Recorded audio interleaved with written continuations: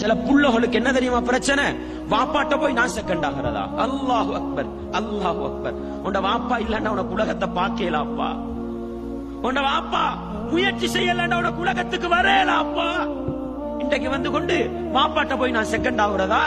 எனக்கு என் வாப்பா அடிச்சாரே, என் பொம்பளையிட முன்னுக்கு தானே என் மானத்தை வாங்கினார். அடே உண்ட வாப்பா, உண்ட வாப்பா ஏசட்டும், ஏசட்டும், அல்லாஹுக்காக மன்னி. உண்ட வாப்பா உன்னை பெத்தது பெத்துறதுக்கு முயற்சி செஞ்சது போதாதா? உண்ட உம்மா உன்னை பெத்தது போதாதா? அதுல வேற இவர் ஏண்ட வாப்பா கிட்ட போய் நான் எப்படி மூஞ்சில முடிக்கிறது?